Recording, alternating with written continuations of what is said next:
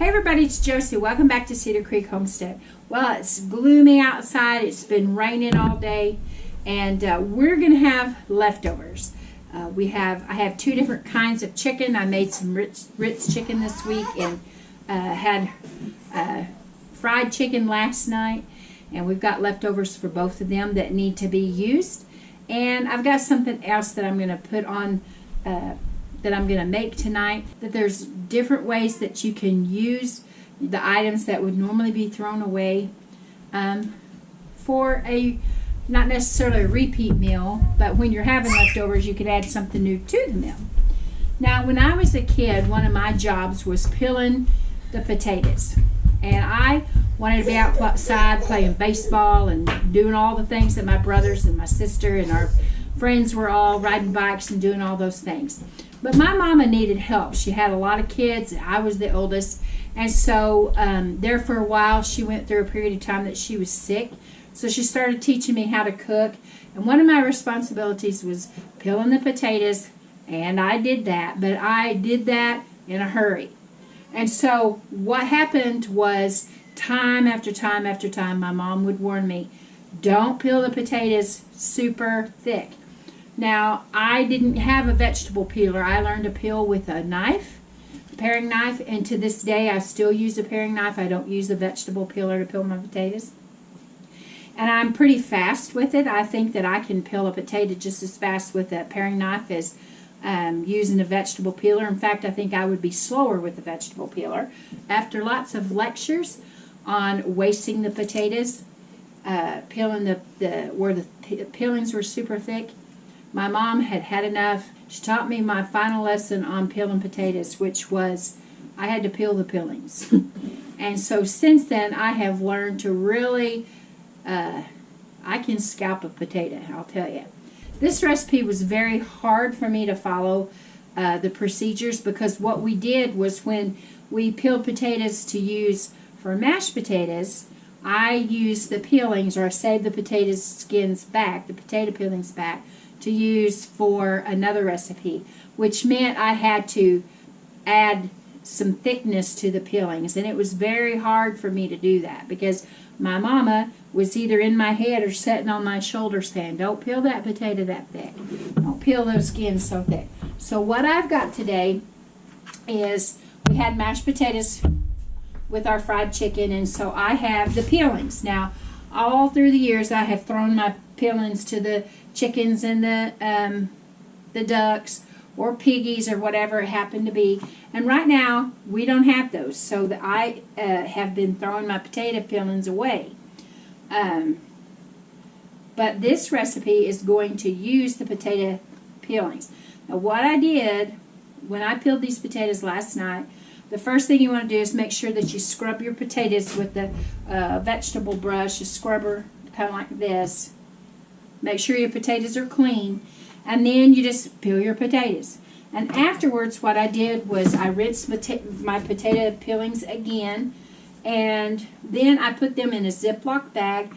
I filled it with water, and I put lemon juice in there, just like you would if you were going to peel apples and you wanted to keep them from oxidizing and turning brown. And I did the same thing with these potato skins. You can see they've been in my refrigerator overnight, and this is late in the afternoon on the next day, and you can see that they're just as white as they can be. And now it's time to cook them. Now, there's different things that you can do. You can put them on a baking sheet and you can cook them right up, bake them, but they don't get quite as crispy, and Blade really likes crispy. You can deep fry them, or you can try the air fryer. Now, Blade prefers deep frying, and so that's what I'm going to do tonight. I've got some bacon cooked up here, and we'll add some other things when we assemble the potato skins. I'll show you all the other ingredients that go along with it. For now, I'm going to drop these potato peelings into my Dutch oven that's about half full, well, not quite half full, with oil, and it has come up to temperature. In fact, I may have to turn it down just a tad. So what I'm going to do is I'm going to dump some of these potato skins in here and let them start frying up. Now, if there's moisture on them at all like there is on these. You want to be really careful and not burn yourself. You don't want to try to dump everything in there because you will drop your temperature. And you want your temperature to stay up, or it's going to take you forever. Okay, we'll let our first batch go, and when they're ready, I'll bring you back and show you how we built these. Okay, so we're on our final batch here, and I'm just going to put them out on this sheet pan that I've got lined with parchment paper, and I'm going to put a little bit of onion powder and a little bit of garlic salt on them. You are welcome to season your potato skins however you want to, but you can make them spicy hot. You could put I suppose you could put a ranch seasoning. Parmesan would, like a Parmesan ranch would be good. We just try to keep in mind that Howie is eating this too, and so we try not to get too overly spicy. And then I just give them a little toss. I've got the oven set at 350 degrees, and we are only going to put, besides seasoning, I'm going to put bacon and cheese on these and put them in the oven, let the cheese melt, and then when we take them out, we'll add a couple more things, and we'll show you that when we get to it. So I'm going to get this bacon. Now, I know, guys, I should have cut the bacon in little pieces, but I did not. So this is what we get. You get to watch me break up this bacon onto these potato skins.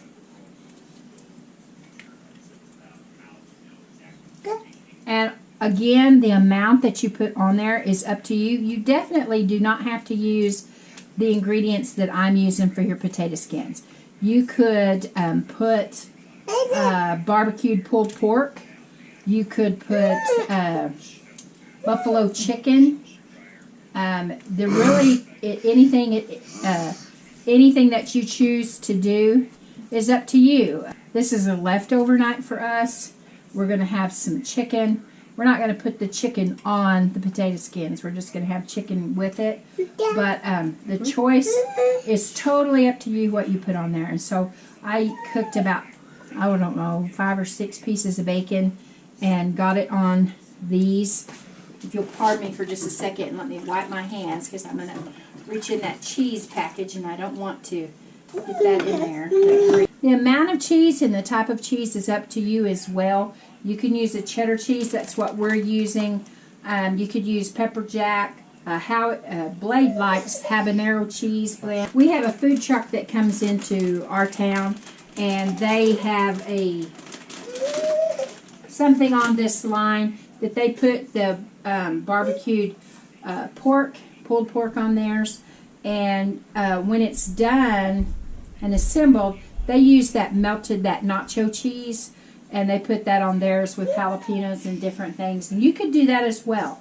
Just another way to fix up your leftovers for your family. So I'm going to put this in a 350 degree oven. It doesn't require that much time at all. The potato skins are already cooked. The bacon's already cooked. Basically what you're doing is just melting the cheese so it all comes together. When it's done, we'll bring you back and we'll show you the toppings that we chose to put on here. They're out of the oven, and as you can see, the cheese is all melted and the bacon. And I'm just going to take a few of them out so you can get an idea. There's what they look like. And now the kids will put ranch dressing on theirs, whatever brand you happen to have. And I am going to put, some people use green onions, but we like a little bit spicier than that. So I'm going to put some jalapenos on mine. And you could put sour cream, you could put any kind of topping, you could put hot sauce. It's really up to you. If this had buffalo chicken on it, you could put ranch dressing and buffalo chicken works good together. It's really a versatile recipe and a good way to use up not only scraps, but a good way to have with your leftovers and just make a really economical meal. I got tickled when I was thinking about this video because I thought everybody's going to think that we are just destitute by having to eat our potato peelings. That's what my mom would have thought. But anyway, these are a good treat. You know, a lot of people like them. I might even put some malt. Something just now came to me. I think I might put some malt vinegar on mine. That sounds really, really good. But I hope this helps, guys, stretch your budgets just a little bit, give you another idea on something to do with your leftovers, making something out of nothing. This is Josie, guys. Until next time, I love you. I really do. Keep looking well to the ways of your household. Till next time, we're gone.